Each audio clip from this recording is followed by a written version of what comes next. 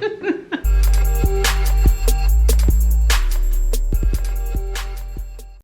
right, hello everyone, and welcome to Dinner Rolls and Relationship Convo podcast. It's your girl Angie, and I'm here with my beloved husband, Nathan Rolle. Big Nate, in the building.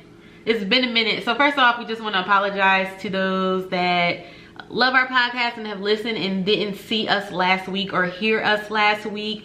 What happened is we're going to start doing every 2 weeks because of my husband's other work schedule. So we want to make sure that we get him on the podcast and keep him here because I've been getting feedback and our episodes lately have been really dope. So we don't want to move without him.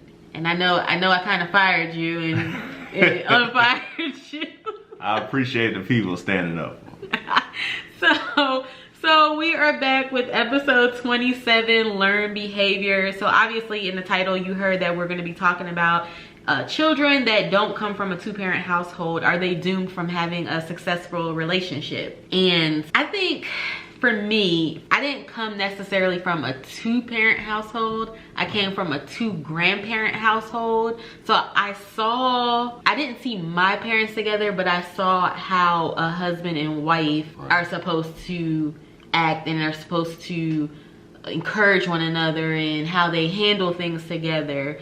But some people, they don't come from none of that. They don't have a two-parent household if they're not being raised by just their mother or their father. It's a grandparent or it's an uncle or an auntie or something. But I do think that people that don't see a successful relationship will have a harder time staying and maintaining a successful relationship than other people that have solid. Right, I think so. I think I don't want to use the word doomed. but maybe that was a bad word. But I think they are at a disadvantage. Like you said, they haven't seen those things growing up, so they really don't know what to look for exactly. Yeah. You don't want to base what you're trying to be or what you desire to be off of what you see on TV or what you read about or what you see on social media. Having that firsthand is always an advantage. Right. However, there are some people that take what they feel they lacked growing up and use it as fuel for the fire.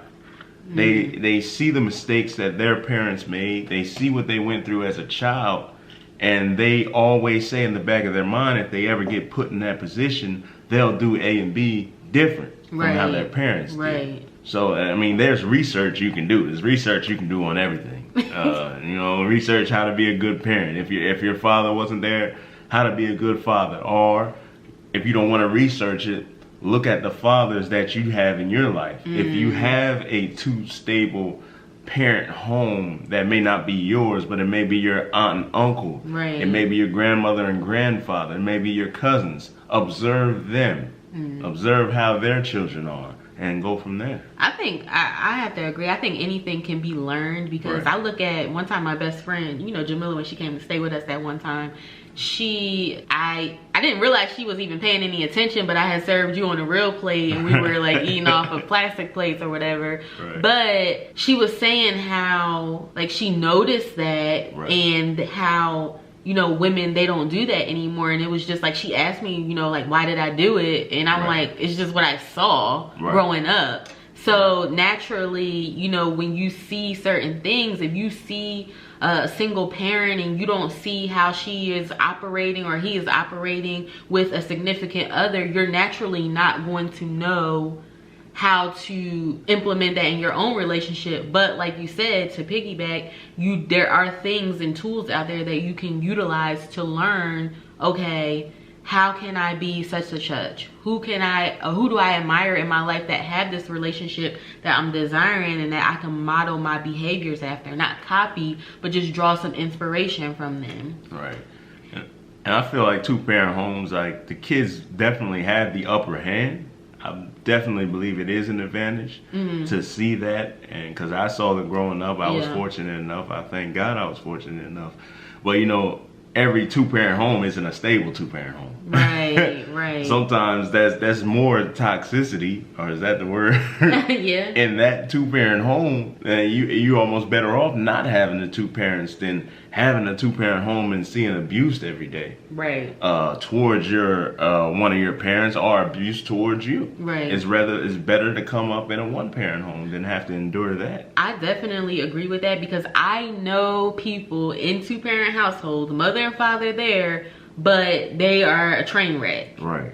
So just because you have it, and that's why I always say it's important to have a 2-parent healthy household. Right. And I always say that on social media. It's not just about having 2 parents in the household, but how healthy are they being? What are they teaching you? What are their values? Right. What are their morals? What are they standing on? Because you can have 2 parents and they can be teaching you absolutely jack squat.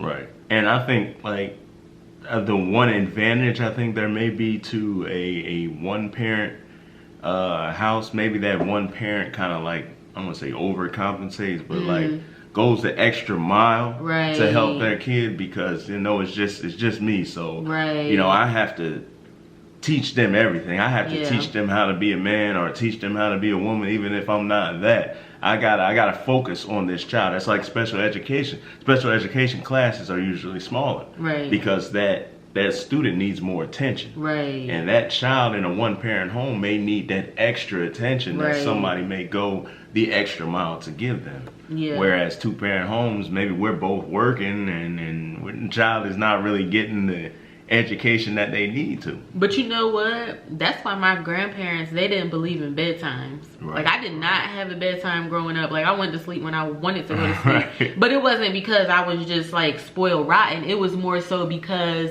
it was a situation as to where she felt like you're gone here and there. The parents are gone. You're in school all day. Where is the family time at if I put you to bed at 7 o'clock? Where are we spending family time? And we were famous for having family dinners. Like, we sat down at the table and we ate dinner. Now, was we looking at the TV? Yeah, but we had conversations and we talked and we did all that stuff. Now, I know 1-parent homes that have more family time technically than I had growing up. Even though my parents were there, all the 18, 19, 20 years I stayed with them, whatever it was, they were there and present, but we were in a situation like you just said. I would come home from school, then I would have basketball practice or games after school, and once they came home from work, it's like they were straight to their rooms, and that's it. Only time I really got to spend time with them was on weekends or at church, really, because we didn't really eat dinner like that together. My mom would come home, fix dinner would be on the stove or in the refrigerator, and as we come home, we go get it. Probably take it in our room or eat at the table, but like, it was a special occasion when we sat down and ate dinner together. Rarely. I could probably count on both my hands the times we actually sat down and ate dinner together. Do you think that impacted you? Like, how do you want to raise our children? Do you want to have that family dinner, or is it just like you just we eat when we eat? It's not that serious. Exactly, and that's the first point I made. I want to learn from the things that I felt could have been different growing up. I want to have that family time with our family. I feel like that's something that needs to be like forced in. It has to be implemented. Everybody has to lay down. Nothing is that important. To where you should put it over your family, not work or anything. Because technically, your job, that is your work. Raising your children is your work. So you can't just be so focused on a 9 to 5 and come home and neglect your duty of a parent. That's why they say don't knock single mothers out. I mean, not single mothers, but stay-at-home moms out there, because they're doing the good part. They're doing the good part. But yeah, I feel like our dinner times, I think that was probably my favorite thing about childhood too. So that is definitely something that I would want to implement with our kids. And then, we have family nights all the time, like once a week, where our immediate family, like my auntie, my uncle, my cousins, my dad, my stepmom, and my sisters, we all got together and just had a really, really good time together once a week. It was every Wednesday evening. And I love, to be honest to you, those times where we actually did sit down and eat used to be some of the funnest times. Like, that's when we got to really see how my dad really was. Right. Like, you may see my dad, or people in the church may know my dad as a serious person. But at dinner time, like when we're sitting down, that's when we got to really see how funny, like my dad actually was. The stories he used to tell us about growing up, that really like brought us together. Right. And I want that same energy. I want that same feeling for my kids. I want them to know me. Yeah. To have those stories that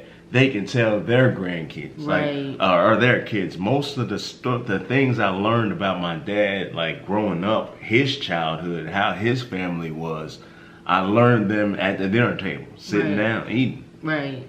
Yeah, I think it's key. And then also too, when you're spending time with your parents, you're seeing how they operate. Right. So you're naturally learning this behavior of, okay, this is how a man interacts with his woman. Right. He comes home and he kisses her. They may make dinner together, right. or he may bring the groceries in while she's, that's our thing. Our kids are probably gonna see, well, dad brings the groceries in, mom puts them up. She doesn't even go out. Right. She doesn't bring anything in. So you just see different stuff and how they operate, so you can see how to operate in your relationship. Now, obviously, you don't want to, like we said, if you're coming from an unhealthy two-parent household, you don't want to mimic everything. Right. But even that is sometimes learned. If that is what you're being taught, that's what you're learning. Right. And it's hard to break out of learned behavior. It's kind of like racism. Right. People grow up and they're taught not to like black folks, or not to like Hispanics, or even not to like white folks, so. Right. It's so like vital what we learn from our parents growing up. It's really like one of the I'm gonna say understated, what's the word? But like kids that come up under, your parents were Redskins fans. And you became a Redskins fan. Right. Like, my grandparents, yeah. Like it's I hope my kids become Lakers fans, but they see these little things and they pick them up because they learn what the NBA, they learn what the NFL pretty much from us. Right. So if they're walking around the house and all they see is blankets of Redskins and pictures of Redskins and helmets of Redskins, or the Washington football team, excuse me, they'll pick that up. Yeah, absolutely. And we have a duty, like you said earlier, we have a duty to make sure that we are exemplifying what we want our children to be in adulthood. I look at y'all and your siblings, it's 4 of y'all, and all of y'all have your heads on straight. You know what I'm saying? Are y'all perfect? No, because nobody is. But all of y'all are well-versed. You guys know the Lord. You know what I'm saying? So you guys have good careers.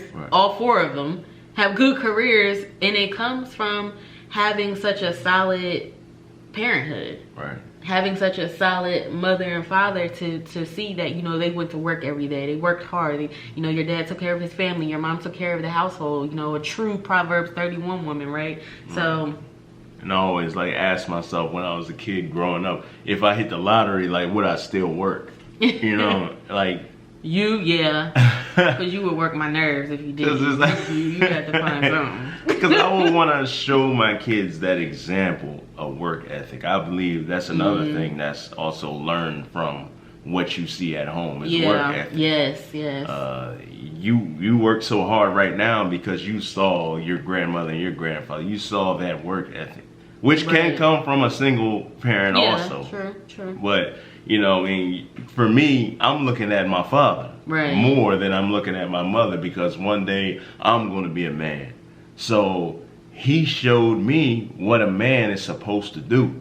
Provide for his family, go out and work. My dad was in a funny situation because he was the superintendent of an apartment complex. So that's pretty much a 24-hour day job. Although he worked 8 to 4, if somebody called and said their hot water heater went out at 9 o'clock at night, it was his responsibility to get up. So at times where we could have been sitting at the dinner table, like I said, and he'd get a call. Yeah, he would have to leave. So I saw that work ethic, and I tried to learn from that, because all he was doing was trying to provide for his family. And that, let me tell you something, that's one thing you're going to do. You're going to go to work. If it ain't one job, it's another. And I'm like, dang, Let's get some me time, some us time. I got too much me time.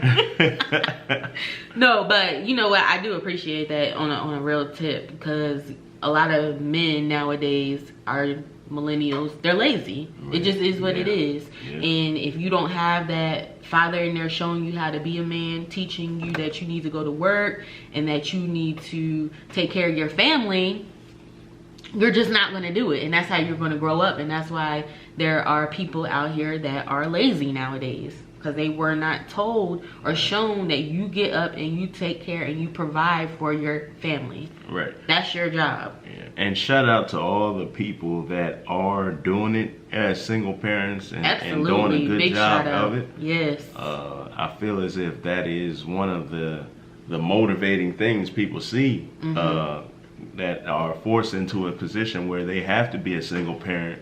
A lot of these people came from single parent homes, and they said, oh, I seen my mother do it, I seen my father do it, so I can do it too. Right. You know, and what I feel as if we preach here, although we preach marriage, we don't want somebody to just rush into marriage, right, just so they can say, all right, I'm in a two-parent, my kids are in a two-parent home. So, and I mean, that's not what we preach here. We would rather you raise your child in the fear and admonition of the Lord, and be in a single-parent home, than just jump into anything and then having an abusive spouse or a pedophile or anything. I interviewed a young woman named Stephanie. She's actually on my channel in the Breakover series for divorce. And I asked her, did you think about your kids before you got a divorce? And she was like, I mean, I hate the way this sounds, but no. And I totally got what she was saying. It's better that they have been separated and they see mother and father over here healthy than see the toxicity that they probably would have saw had we continued to stay married. And I absolutely admired her for that. Right. So true. Sometimes it's not all about that, you know, having that dynamic. Yeah, because it's really about what's best for the children. Right, right. And if you're not ready to be in a relationship, don't be in a relationship just for the child. Right. Because you're doing more harm to your child than you are good. Right. And don't feel like you need to be with the child's parent, whether it's mother or father. I mean, if you know that child's parent is not good for them. Because kids sense that stuff too. They sense dysfunction. They sense, just like they can sense, I have a nephew that I know he can sense when he's around people and he's more loved than, you know what I'm saying? So kids are not stupid. They feel all of that, and they are picking up on that, and you're just raising, you're raising the next generation, so you have to be conscious in what you do and what you say. And I hope to do that. I'm curious to know though, what has been the biggest blessing coming from a two-parent household for you? What would you say? Just feeling the love of seeing great mother and seeing a great father is really a blessing to me. I know the Lord would have took care of me either way, because I believe he is our mother and he is our father. So, because some people are put in a position, especially now, we see people dying younger and younger. Yes. So if something happened to you and my kids were still fairly young, I'm not just going to remarry just to be in a two-parent home. Right. Hopefully they would have learned enough from you or saw enough from you while you were here, but sometimes you're just at a disadvantage, and I just got to do what I got to do as a man to help elevate my children. I'm trying to think what has been I think for me it was the family time. Right. And that's why I'm so big on, making sure that when we have our children and we start popping them little things out, that they remain a unit even when we're gone, long gone, that they always have each other's back. I always say that because for me, I had siblings here and siblings there. So I think that's the most valuable lesson that I learned coming from a two-grandparent household. Right. And just, making sure that you're supporting one another. You're always there for one another as far as like husband and wife. Right. I have to be the best version of me so I can be the best version in my relationship, and so our future kids can see that, and we can raise the next generation of what we want to see. You know, I want to be proud of them. I want them to do good. I want them to have integrity and morals and all that good stuff that you're supposed to have. Right. And I can only expect that if that's what I'm given. Right. So I think one of the most important jobs of a parent is to train them on how to live when you're not around. I say that to say that they have to know that one day you're gonna die. If they keep on living, we keep on living, that one day they are gonna have to live this life without their parents. Right. So don't get too dependent. At the end of the day, I'm not teaching you just how to be a man or a woman, right, but I'm teaching you how to be a future parent. Right. You can't always rely on me. You have to take what I've taught you growing up and apply that in your own situation. Absolutely. I love that. Well, to answer y'all's questions, are children that don't come from two-parent households doomed from having a relationship? I don't think so. I think there's things that you can learn. And if you know that this wasn't right and you want to do better, you can learn how to be a positive partner, a positive husband, a positive wife, and start producing some positive children in return. So y'all know I like to end the show with a quote, but before we do that, I just want you guys to let everyone know to head over to our website, www.loveinspiry.com, as we just launched our 7 Habits to a Highly Effective Couple, which is available. The freebie is on our homepage if you just want the ebook, and then the workshop is a paid workshop, and we go deep into depth of the 7 habits that you can build in your relationship. Habits that, as you guys know, me getting married young, that I have built in my own personal relationship, so we can sit up here and talk, laugh and joke with one another, and then also coach and help people in their relationships as well. Follow us on Facebook at Love Inspiry and Instagram at Love Inspiry. Don't forget to subscribe to our YouTube channel if you're watching, and download us on iTunes or whatever podcast you're listening on. Download this episode, show us some love, and hit us up on social media. We'll have a clip available for you to leave your comments below. What do you think? Do people that don't come from two-parent households suffer a little bit more than others? So guys, quote, "The best security blanket a child can have is parents who respect each other." Jane Blastone. That's a dope quote to end the show with. Respect each other regardless if you're together or not. We'll see you in the next one. Take it easy.